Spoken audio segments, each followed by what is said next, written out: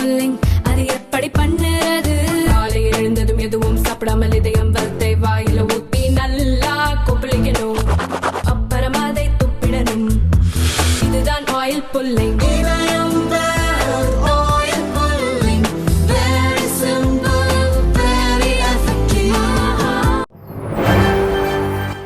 வணக்கம். செய்திச் சுருக்கம். டில்லியில் பாஜக கொடி, ஆம் ஆத்மி கிளீன் போல்ட். டில்லி சட்டசபை தேர்தல் நேற்று நடந்து முடிந்துள்ளது. டெல்லியில் மொத்தம் 70 சட்டசபை தொகுதிகள் உள்ளன. ஆளும் ஆம் ஆத்மி கட்சி, பாஜக, காங்கிரஸ் இடையே மும்முனை போட்டி நிலவியது. மாலையில் தேர்தல் முடிந்ததும் 70 தொகுதிகளிலும் பல்வேறு டிவி நிறுவனங்கள் தேர்தலுக்கு பிந்தைய கருத்து கணிப்பை எடுத்து வெளியிட்டன. 2015, 2020 ஆகிய ஆண்டுகளில் நடந்த சட்டசபை தேர்தல்களில் ஆம் ஆத்மி கட்சி 60க்கும் மேற்பட்ட இடங்களை பிடித்து அமோக வெற்றி பெற்றது.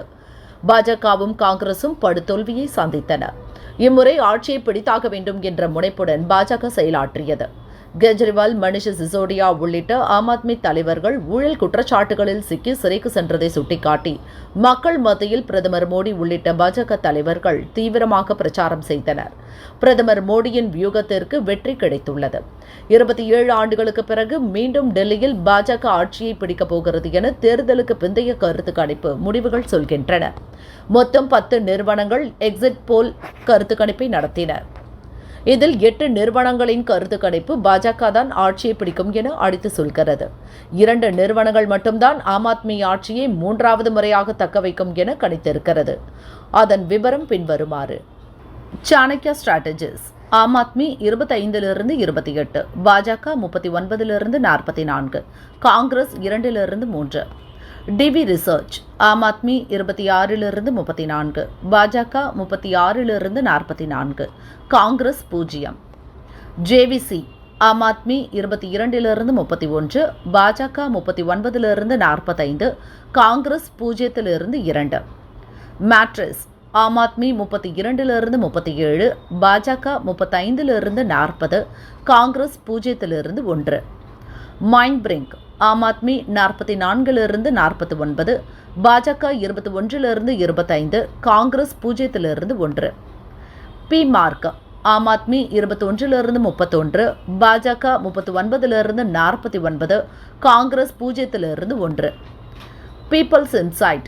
ஆம் ஆத்மி 25லிருந்து 29, பாஜக 40லிருந்து 44, காங்கிரஸ் 0லிருந்து 2. People's Pulse. ஆம் ஆத்மி 10லிருந்து 19, பாஜக 51லிருந்து 60, காங்கிரஸ் 0. போல் டைரி. ஆம் ஆத்மி 18லிருந்து 25, பாஜக 42லிருந்து 50, காங்கிரஸ் 0லிருந்து 2. We preside. ஆம் ஆத்மி 46லிருந்து 52, பாஜக 18லிருந்து 23, காங்கிரஸ் 0லிருந்து 1. டெல்லியில் ஆட்சியை பிடிக்க 36 இடங்கள் தேவை. 10 நிறுவனங்கள் நடத்திய எக்ஸிட் போல் அடிப்படையில் போல் ஆஃப் போல்ஸ் கருத்து கணிப்பு நடத்தப்பட்டது. அதில் ஆம் ஆத்மி கட்சிக்கு 30 இடங்களும், பாஜகவுக்கு 39 இடங்களும், காங்கிரசுக்கு 1 இடமும் கிடைக்கும் என கணிக்கப்பட்டுள்ளது. தேர்தலுக்கு பிந்தைய கருத்து கணிப்புகள் நிஜமாகுமா பொய்யாகுமா என்பது 8ஆம் தேதி ஓட்டு எண்ணும் போது தெரிந்துவிடும். 2013 நடந்த தேர்தலில் 28 இடங்களில் வெற்றி பெற்ற ஆம் ஆத்மி கட்சி காங்கிரஸ் ஆதரவுடன் டெல்லி ஆட்சி கட்டலில் அமர்ந்தது. கெஜ்ரிவால் முதல்வரானார். காங்கிரஸ் நிபந்தனைகளை ஏற்க மறுத்து முதல்வர் பதவியை 49 நாளில் ராஜினாமா செய்தார். 2015 நடந்த தேர்தலில் 67 இடங்களிலும், 2020 62 இடங்களிலும் ஆம் ஆத்மி கட்சி அமோக வெற்றி பெற்று ஆட்சியை பிடித்தது என்பது குறிப்பிடத்தக்கது. திருப்பரங்குன்றம் விவகாரம். சேகர் பாபு வெர்சஸ் அண்ணாமலை. தமிழகத்தில் ஆட்சிக்கு ஒரு அபாயத்தை ஏற்படுத்த வேண்டும் என்று நினைக்கிறார்கள். வட மாநிலங்களைப் போல இங்கேயும் பிரச்சனையை ஏற்படுத்த நினைக்கிறார்கள் என அமைச்சர் சேகர் பாபு கூறினார். திருப்பரங்குன்றம் திருக்கோயிலை பொறுத்தளவில் நேற்றைக்கு அங்கே ஒரு பெரிய கூட்டத்தை கூட்டி மதவாதம், இனவாதம், மொழிவாதம் என்ற ஒரு பிரச்சனையை, பிரிவினையை ஏற்படுத்த நினைத்தார்கள். இது வேறு வட மாநிலங்கள் வேண்டுமென்றால் இதற்குண்டான சாத்தியக்கூறுகள் அமையக்கூடும். எச்ராஜா, அண்ணாமலை போன்றவர்களுக்கு சொல்லிக் கொள்வது என்னவென்றால், எங்கள் முதல்வர் எங்களை கொஞ்சம் அடக்கி வாசிக்க சொல்லியிருக்கின்றார். நீங்கள் வட மாநிலங்களைப் போல் இங்கும் கலவரத்தை ஏற்படுத்த வேண்டும் என்று நினைக்கின்றீர்கள். இங்கே இருக்கின்ற முதல்வர் உறுதிமிக்க முதல்வர், இரும்பு மனிதர். எங்கு கலவரங்கள் ஏற்பட்டாலும் இரும்பு கரம் கொண்டு அடக்க தயாராக இருக்கின்றார். ஆகவே இந்த மண்ணில், பெரியார் மண்ணில், திராவிட மண்ணில், திராவிட மாடல் ஆட்சியில் இதுபோன்ற நிகழ்வுகள் நடைபெறுவதற்கு ஒரு காலமும் அனுமதிக்க மாட்டார். அதனால் சேகர் பாபு அவர்கள் முதல்ல சரித்திரத்தை தெரிஞ்சுக்கணும். வெறும் காவி வேட்டியை கட்டிக்கிட்டு பட்டையை போட்டுக்கிட்டு நான் முருக பக்தன், நான் சிவபக்தன்னு சொல்லி தெரிஞ்சா மட்டும் பத்தாது. சேகர் பாபு அவர்கள் உண்மையான ஒரு சனாதன தர்மத்தை நம்பிக்கை இருக்கக்கூடிய மனிதர்னா, சனாதன தர்மம் இந்து தர்மம் வேறுபடுத்தாதுங்கண்ணா. இஸ்லாமியர்களாக இருந்தாலும் நம்ம சகோதரர்கள் தான். ஆனா இதுல பிரச்சனை ஆரம்பிப்பவர்கள் யார்? இத்தனை காலமாக அமைதியாக இருந்த திருப்பரங்குன்றத்துல பிரச்சனை ஏற்படுத்தி இருப்பவர் யார்? இதை முதல்ல சேகர் பாபு அவர்கள் ரகுபதி அவங்க இரும்பு கடத்தை கொண்டு அடக்குவோன்னு அந்த சீன் போட்டு சுத்துனீங்கன்னா உங்களை எப்படி அடக்க முடியும் என்று எங்களுக்கு தெரியும். அதே மாதிரி நாங்கள் அடக்கி காட்டுவோம். அதுக்குள்ள போக வேண்டாம்னு நினைக்கிறேன். அதனால வார்த்தையை பயன்படுத்தும் பொழுது ரகுபதி அவர்கள் வார்த்தையை சரியா பயன்படுத்தணும். இன்னைக்கு எம்எல்ஏவா இருக்க, அமைச்சரா இருக்க, எத்தனை நாளைக்கு எம்எல்ஏ அமைச்சரா இருந்துருவீங்க? நாளை காலையில் இருந்துருவீங்களா? அதனால எம்எல்ஏவாக இருக்க, அமைச்சரா இருக்குன்னு சொல்லிட்டு இந்த வாய்க்கு வந்ததெல்லாம் பேசுனீங்கன்னா உங்களை எப்படி அடக்க வேண்டும் என்பது எங்களுக்கும் தெரியும். நாங்கள் அதை செய்தி காட்டுவோம். மக்கள் பிரதிநிதியா இருக்கிறீங்கிற ஒரே காரணத்துக்காக மரியாதை கொடுக்குறோம். அந்த மரியாதையை தற்காத்து கொண்டு பேசுகின்ற வார்த்தைகள் சரியா இருக்கணும். அதனால இரும்பு கடம் கொண்டு அடக்குவோம். இவங்களாம் தப்பு பண்ணவங்களா? இவங்களாம் கஞ்சா வித்தவங்களா? இவங்கெல்லாம் பெண்கள் மீது கை வச்சவங்களா? இவங்கெல்லாம் முருகபெருமானுக்காக பக்தர்களாக அங்கே திருப்பரங்குன்றத்துல அந்த பகுதியில கோர்ட் அனுமதி கொடுத்த பிறகு அங்க சேர்றவங்க எப்படி இரும்பு கடத்தை கொண்டு அடக்குவீங்க? அவங்களாம் தப்பானவங்களா? பழங்காநத்தத்தில் திரண்ட கூட்டத்தில் மிரண்டு போயிருக்கும் திமுக அரசு. முதலாம் படைவீடான திருப்பரங்குன்றத்தின் புனிதத்தை காக்க பிப்ரவரி 4ஆம் தேதி ஆர்ப்பாட்டம் நடக்கும் என இந்து முன்னணி அறிவித்தது. ஆரம்பத்தில் இதை சாதாரணமாக எடுத்துக்கொண்ட தமிழக அரசு இந்து அமைப்புகளும் பாரதிய ஜனதாவும் காட்டிய வேகத்தை பார்த்து அதை ஒடுக்கும் முயற்சியில் ஈடுபட்டது. மதுரை மாவட்டத்திலேயே இந்து அமைப்புகளை சேர்ந்தவர்கள் நுழைவதை தடுக்க 144 தடை உத்தரவு பிறப்பிக்கப்பட்டது. பாரதிய ஜனதா முக்கிய நிர்வாகிகள் வீட்டு காவலில் வைக்கப்பட்டனர். இருப்பினும் ஹைகோர்ட் மதுரை கிளையில் அனுமதி பெற்று நேற்று முன்தினம் மாலையில் பழங்காநத்தத்தில் இந்து அமைப்புகள் மிகப்பெரிய ஆர்ப்பாட்டம் நடத்தின. இடமும் நேரமும் முடிவான சில மணி நேர இடைவெளியில் பல்லாயிரக்கணக்கானோர் திரண்டது இந்து அமைப்புகளையும் பாரதிய ஜனதாவையும் உற்சாகத்தில் ஆழ்த்தியுள்ளது. திருப்பரங்குன்றத்தில் ஏற்பட்ட எழுச்சியை அறிந்ததும் பாரதிய ஜனதா மேலிட தலைவர்கள் மகிழ்ச்சி அடைந்துள்ளனர். பழங்காநத்தத்தில் திரண்ட கூட்டம் ஆளும் திமுகவையும் அதன் கூட்டணி கட்சிகளையும் அதிர்ச்சியடைய வைத்துள்ளது. திருப்பரங்குன்றம் எழுச்சியை தக்க வைக்க திருப்பரங்குன்றம் முருகன் மலையை அபகரிக்க நடக்கும் முயற்சிகள் பற்றியும் சிறுபான்மை ஓட்டுகளுக்காக தமிழ் கடவுள் முருகனுக்கு எதிராக திமுக அரசு செயல்படுவது பற்றியும் தமிழகம் முழுதும் பிரச்சார இயக்கம் நடத்த திட்டமிட்டுள்ளதாக இந்து முன்னணி நிர்வாகிகள் சிலர் தெரிவித்தனர். திருப்பரங்குன்றம் விவகாரம் பக்தர்கள் மீது 86 வழக்கு. திருப்பரங்குன்றம் மலை மீதுள்ள தர்காவில் ஆடு கோழி பலியிடுவதை எதிர்த்தும் முருகன் மலை முருகனுக்கே சொந்தமென வலியுறுத்தியும் இந்து முன்னணி சார்பில் நேற்று முன்தினம் அறப்போராட்டத்திற்கு அழைப்பு விடுக்கப்பட்டது. சட்டம் ஒழுங்கு பிரச்சினை ஏற்படாமல் இருக்க பிப்ரவரி 3, 4 மதுரையில் 144 தடை உத்தரவு பிறப்பிக்கப்பட்டது. முக்கிய நிர்வாகிகள் வீட்டுச் சிறையில் வைக்கப்பட்டனர். திருப்பரங்குன்றம் ரயில்வே ஸ்டேஷனில் வந்து இறங்கிய வெளியூர் பக்தர்கள் கைது செய்யப்பட்டனர். அதை மீறி நேற்று முன்தினம் தமிழகத்தின் அனைத்து பகுதிகளில் இருந்தும் முருக பக்தர்கள், இந்து அமைப்பினர், பாரதிய ஜனதாவினர் திருப்பரங்குன்றம் வந்தனர். பக்தர்கள் திடீரென ஒன்று கூடி கோவிலுக்குள் ஆர்ப்பாட்டத்தில் ஈடுபட்டனர். இதற்கிடையே தடையை மீறி மதுரைக்குள் நுழைந்ததாக திருப்பரங்குன்றம் உள்ளிட்ட ஸ்டேஷன்களில் 16 வழக்குகளும், மதுரை மாவட்டத்தில் 26 வழக்குகளும் பதிவு செய்யப்பட்டன. இதேபோல மற்ற தென் மாவட்டங்களில் 44 வழக்குகளும் பதிவு செய்யப்பட்டுள்ளன. மொத்த வழக்குகளின் எண்ணிக்கை 86 என கணக்கிடப்பட்டுள்ளது. பயங்கரவாத செயலுக்கு திட்டம். திருச்சியில் ரகசிய கூட்டம். என்ஐஏ விசாரணையில் பகீர். திருவாரூர் மாவட்டம் மன்னார்குடியை சேர்ந்த பாபா ஃபக்ருதீன், கபீர் அகமது அலியார் ஆகியோர் தடை செய்யப்பட்ட ஹிஸ்புத் தஹ்ரீர் என்னும் பயங்கரவாத அமைப்புக்கு ஆள் சேர்த்து வந்துள்ளனர். இவர்களை என்ஐஏ எனப்படும் தேசிய புலனாய்வு முகமை அதிகாரிகள் கைது செய்தனர். விசாரணையில் பாபா ஃபக்ருதீன் தஞ்சாவூரில் ரியல் எஸ்டேட் தொழில் செய்து வருவது போல முத்துப்பேட்டை, அதிராம்பட்டினம் உள்ளிட்ட பகுதிகளுக்கு அடிக்கடி சென்று வந்துள்ளார்.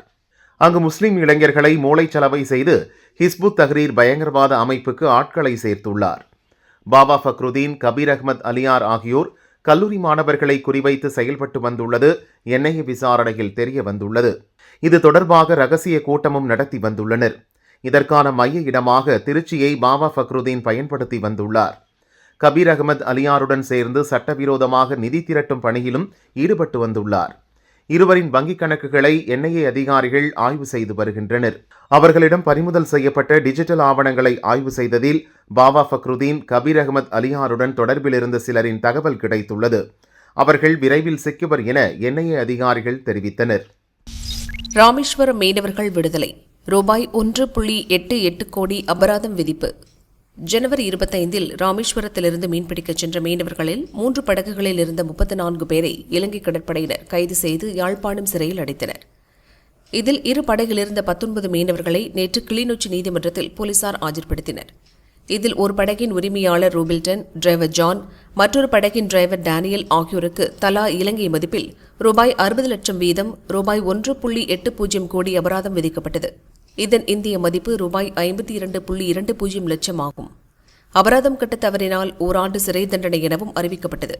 மீதமுள்ள 16 மீனவர்களுக்கு இலங்கை மதிப்பில் தலா ரூபாய் 50,000 வீதம் ரூபாய் 8 லட்சம் என இந்திய மதிப்பில் ரூபாய் 2.32 லட்சம் அபராதம் விதிக்கப்பட்டது.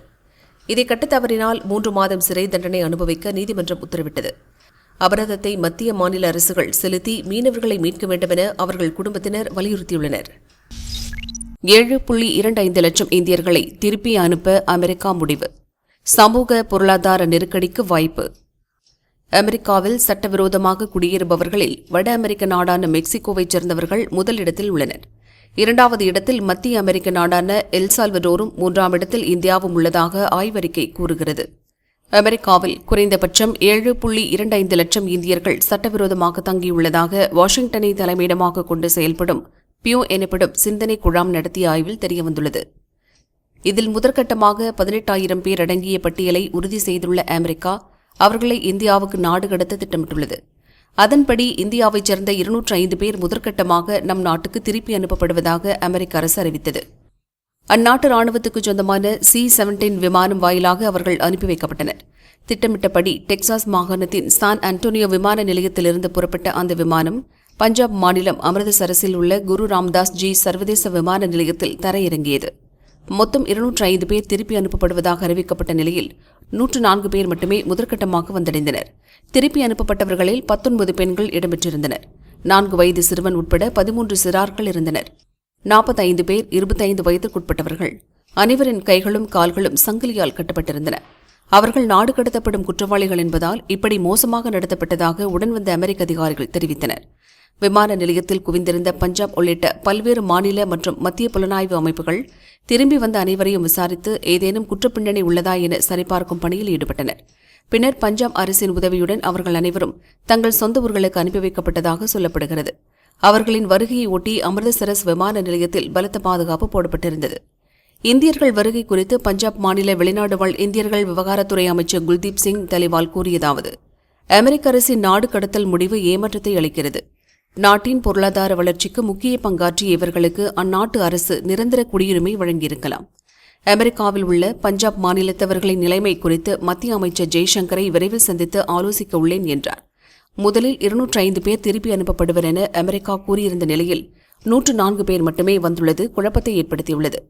அதே சமயம் அங்கு சட்டவிரோதமாக தங்கியுள்ள 7.25 லட்சம் பேரும் அடுத்தடுத்து இதே பாணியில் திருப்பி அனுப்பவும் அமெரிக்கா முடிவு செய்துள்ளது. அவ்வாறு வரும் அனைவரும் வேலை, பணம், உடைமைகளை இழந்து இந்தியா வருவதற்கான சாத்தியக்கூறுகள் உள்ளன. ஏற்கனவே இங்கு குறிப்பிட்ட சதவீதத்தினர் உரிய வேலைவாய்ப்பின்றி கஷ்டப்படும் சூழலில் ஒரே நேரத்தில் 7.25 லட்சம் பேரும் இந்தியா வருவது பெரும் குழப்பத்தை ஏற்படுத்தும் என கூறப்படுகிறது. அமெரிக்க பொருளாதார வளர்ச்சிக்கு பெருமளவில் உதவிய இந்தியர்கள் திருப்பி அனுப்பப்படுவது அந்நாட்டிற்கு சிறிய அளவிலேயே பாதிப்பை ஏற்படுத்தும். ஆனால் நம் நாட்டில் இது மிகப்பெரிய அளவிலான சமூக மற்றும் பொருளாதார நெருக்கடியை ஏற்படுத்தும் என்பதால் மத்திய அரசு அதை தவிர்ப்பதற்கான நடவடிக்கைகளை மேற்கொள்ள வேண்டும் என அரசியல் ஆர்வலர்கள் வலியுறுத்தியுள்ளனர்.